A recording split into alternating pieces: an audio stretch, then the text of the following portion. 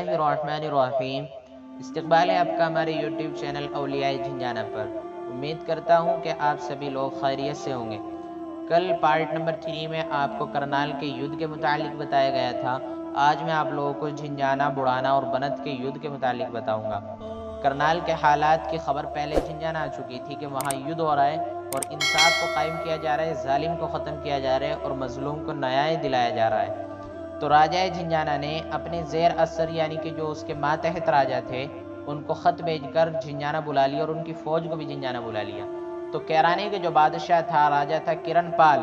وہ اپنی 12,000 فوج کے ساتھ جھنجھانے آ گیا۔ بڑھانا کا جو بادشاہ تھا، راجہ تھا بڈھن سنگھ سنگراؤ، تو وہ بھی اپنی 10,000 فوج کے ساتھ جھنجھانے آ گیا۔ اسی طرح جو بنت کا راجہ تھا گوپال سنگھ راؤ، وہ بھی 7,000 فوج کے ساتھ جھنجھانے آ گیا تھا۔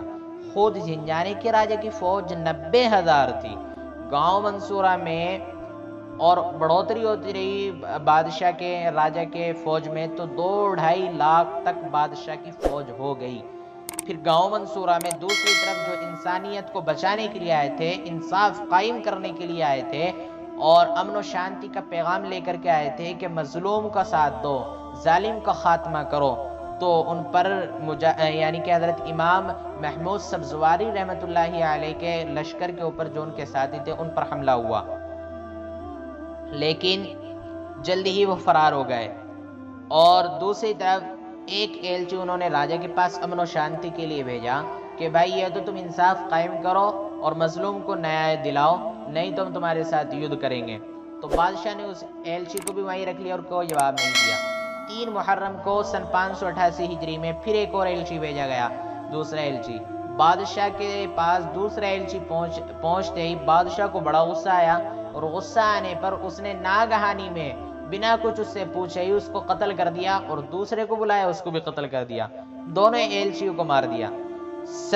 4 محرم سن 588 ہجری کو حضرت امام صاحب نے لڑائی کا اعلان کر دیا اور بادشاہ نے کہہ دیا تھا کہ ہم لڑنے کے لیے تیار ہیں۔ تو 4 محرم کو حملہ ہوا، دونوں طرف گھماسان کی لڑائی ہوئی اور گھماسان کی لڑائی میں بادشاہ اپنی فوج کے ساتھ بھاگ گیا۔ دوسری طرف 5 محرم کو حضرت سید امیر جلال الدین کاشغری نے بڑھانے کی اس فوج پر حملہ کیا جو بادشاہ لے کر کے آیا تھا، بادشاہ بھی فرار ہو گیا اور فوج بھی بھاگ گئی۔ اور حضرت امیر بدر الدین نے کیرانے کی فوج کا مقابلہ کیا، تو کیرانے کا بادشاہ بھی بھاگ گیا اور وہاں کی فوج بھی بھاگ گئی اور بہت سارے زخمی ہوئے۔ اور اسی طرح 6 محرم سن 588 ہجری کو راجہ کی فوج نے بڑا زبردست حملہ کیا اور اس پر حضرت امام محمود سبزواری نے بھی مقابلہ کیا۔ تو حضرت امیر شہاب الدین جو خراسان سے ایلچی بنا کر کے بھیجے گئے تھے، ان کو بادشاہ نے قید کر رکھا تھا، ان کو آزاد کرایا گیا، رہا کرایا گیا اور ان کی بیوی بچوں کو بھی رہا کرایا گیا۔ فوراً حضرت سید امیر شہاب الدین پیر بیابانی رحمۃ اللہ علیہ کو ایک چیف کمانڈر بنایا گیا ایک حصے کا۔ تو راجہ کی فوج نے دوبارہ منظم طریقے سے انتظام کیا اور لڑنے کے لیے دوبارہ تیار ہو گئے۔ اسی طرح 8 محرم سن 588 ہجری کو حضرت امام محمود سبزواری میں سے ایک سالار سید سراج الدین محمد نے اپنی زیر کمان جتنے لوگ ان کے ساتھی تھے دشمن پر حملہ کیا، دونوں طرف گھماسان کی لڑائی ہوئی۔ اسی دوران بہت سارے حضرت امام صاحب کے ساتھی بھی شہید ہوئے اور بہت سارے فوج کے لوگ بھی شہید ہوئے۔ پھر اللہ کی مدد آئی، 1081 لوگ خراسان سے بھیجے گئے انصاف کو قائم کرنے کے لیے، انسانیت کو بچانے کے لیے۔ 9 محرم کو راجہ کی فوج نے حضرت امام محمود سبزواری کا مقابلہ کرنے کے لیے تیار ہو گئے اور ان کو گھیراؤ کر لیا۔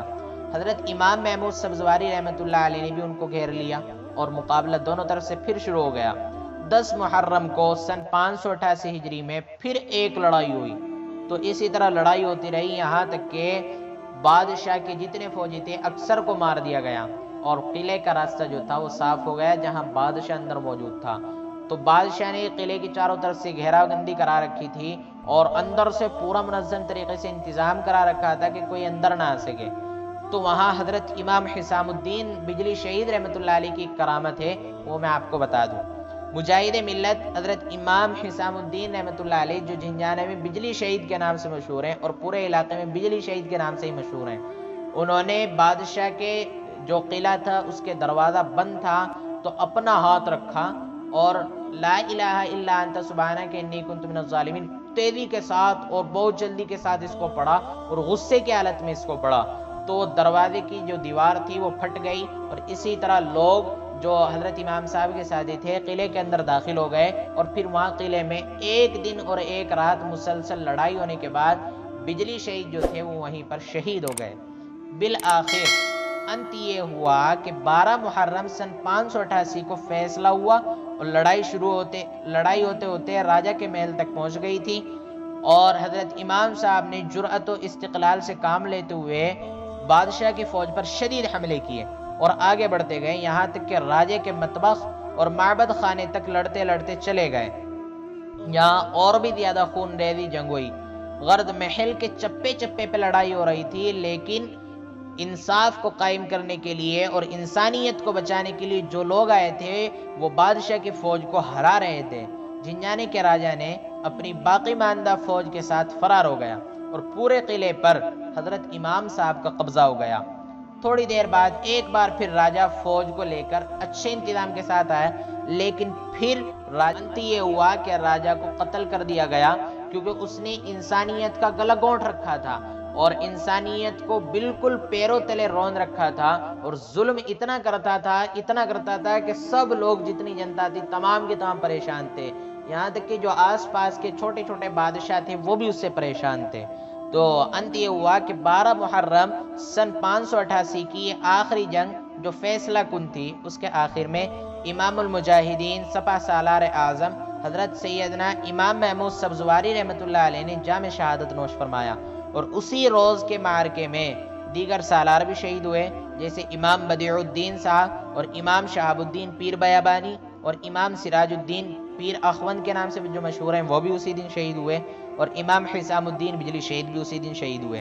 13 محرم سن 588 کو بھی خاص شہر جھنجھانے کی گلی کوچوں میں جنگ ہوئی، جو چند گھنٹوں کے بعد ختم ہو گئی اور امام صاحب کا جھنجھانے پر مکمل قبضہ ہو گیا۔ یہ جنگ 4 محرم سن 588 سے شروع ہو کر 13 محرم سن 588 ہجری کو ختم ہوئی۔ راجہ کی فوج مہاراجہ کے تقریباً 1 لاکھ قتل ہوئی اور بے شمار زخمی ہوئے اور کچھ گرفتار بھی ہوئے، باقی فرار ہو گئے، جبکہ حضرت امام محمود سبزواری کے ساتھی 2400 شہید ہوئے اور 300 لوگ زخمی ہوئے، اور شہداء اور امام حضرت سید محمود سبزواری کے سر کو جھنجھانے میں دفن کیا گیا۔ جھنجھانے میں ہی جانب مشرق قبرستان میں آپ کا مزار اقدس اب بھی موجود ہے، آپ لوگ اس کو اسکرین پر بھی دیکھ سکتے ہیں، دکھا رہا ہوں میں، اور بھی شہیدوں کے وہاں مزارات ہیں، کچھ پکے ہیں اور کچھ کچے ہیں۔ جھنجھانے سے فارغ ہو کر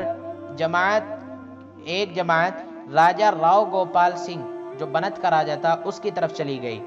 اور اس کے ساتھ سپہ سالار اعظم حضرت سید امام محمود سبزواری کا تن یعنی کہ جسم بغیر سر کے چلتا ہوا بنت تک پہنچ گیا۔ راجہ بنت نے کثیر فوج کے ساتھ مقابلہ کیا مگر ناکام ہو گیا، اور راجہ کو پھر گرفتار کر کے قتل کر دیا گیا۔ اسی طرح بڑھانے میں بھی لڑائی ہوئی اور امام سبزواری کے تن بغیر سر کے بڑھانے کی طرف بڑھے،